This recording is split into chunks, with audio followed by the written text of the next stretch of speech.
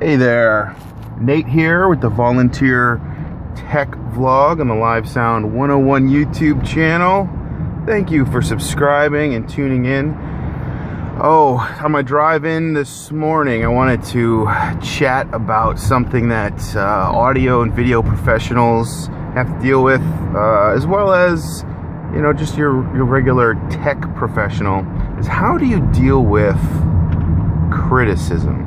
And this is something that just anybody watching this that works in the professional world or not, you know, I mean, how do you deal with criticism? How do you deal with something when somebody comes to you with a critique, right? And you know, from an audio guy's perspective, clearly the biggest, but hands down, the biggest criticism audio guys hear over and over and over again is, "It's too loud." You know, thinking back to Back to the Future reference here. "It's just too darn loud, Michael." You know, Marty. I say Michael. Michael J. Fox. Marty McFly. "It's just too darn loud." And there's reasons for that, but that's a whole another video. So how do you deal with criticism? And this is something that came up today for me personally when I was on Facebook, and you know, I'm part of a bunch of different groups and forums, and there was this one person that kept posting very repetitively over and over and over again, and the group is very small. It's only like 39 people, and if you look through the group, you just see post after post after post from this one person doing self-promotion. And I like being a member of this group because it gives me access to, you know, certain people. So it's Lon Seidman's group, and he's got, you know, I really like Lon's stuff. Lon Seidman has a great YouTube channel, does awesome tech reviews. I like how he's ethical about his reviews, and he states when somebody gives him something for free, or, you know, it's not, he doesn't do paid reviews, which is kind of like this weird underground market on YouTube where there's a lot of these companies coming from China that will give young YouTubers free product to do a positive review, right? And there's something ethically not quite right about that. And I know because I get contacted by manufacturers from China pretty regularly, and I decline most of the time unless I'm really interested in the product, and then, you know, that's a whole another issue to get into. But anyway, so there's this person posting, and, you know, I just finally, after I saw them posting, I really like the group. I like being able to have access to Lon and bounce things off of him and ask him questions. You know, finally I was like, hey, you know what, person, I won't call anybody out, but I said, hey, you know what, you're posting on this forum, there's only 39 people here. The purpose of the group is to share ideas, collaborate, try to improve, get advice. We're not like trying to market our content towards the people in this group. It's, you know, that's not the purpose. Like, if I posted all my content here all the time and all the other 39 people did it, that wouldn't be the purpose of the group, right? The purpose of the group is to connect and collaborate and encourage and inspire, and it was getting spammed, I felt. And anyway, the person didn't react very, very well to that. And I was honestly trying to get feedback. But here's the thing, on Facebook, there's this little block button.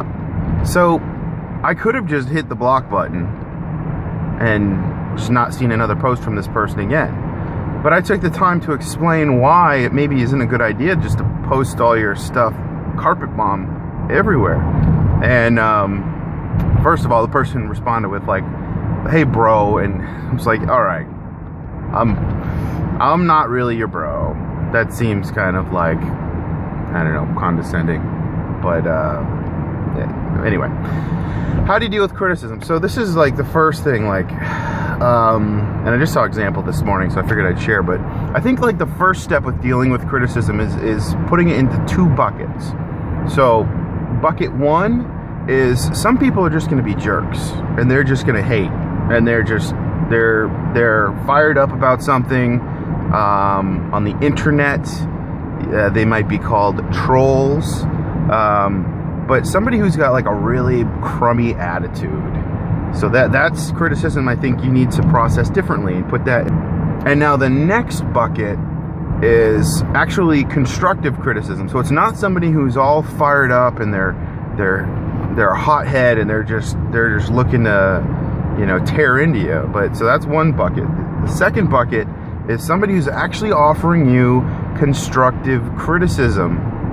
And this is human nature. People don't want to be criticized. We want to think that we do everything right and perfectly all the time, and don't tell me otherwise. Well, the truth is, we all make mistakes. We can all improve somewhere. So if the person is not just coming at you to tear into you, and they're offering you criticism, it's gonna cut a little bit. It's gonna hurt. So you need to be able to distinguish between when somebody is just tearing into you and when somebody is actually offering you constructive criticism. It's not gonna feel so good, but you need to be able to recognize, well, hey, I don't really like getting criticized, but you know what? There's some truth to what this person said. And being able to distinguish that, I think, is a good first step. And I'm going to continue processing this and thinking through this as I park today. But I think that is step one with dealing with criticism, is putting it into those one of two buckets right off the bat. Is this person just being a complete jerk, or is there like a little nugget of wisdom here? Yeah, I don't like being criticized, but they do have a point.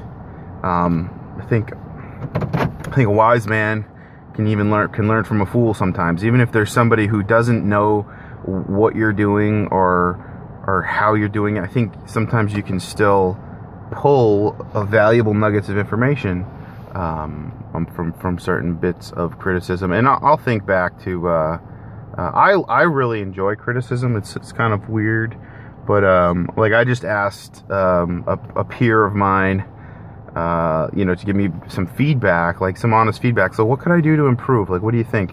And he gave me some really good feedback, and it's something that you don't always like to hear, but I think it says a lot about your character, and I think taking criticism well and not just having a knee-jerk reaction against it, but actually processing it is something that we all need to do as audio-video professionals, as volunteers, and even, you know, just anybody working in the professional world in general. So anyway, that's my little thought for today on dealing with criticism. I'd like to know your thoughts on that. How do you deal with criticism? And yeah, reach out. I'd love to hear from you. Have a great day.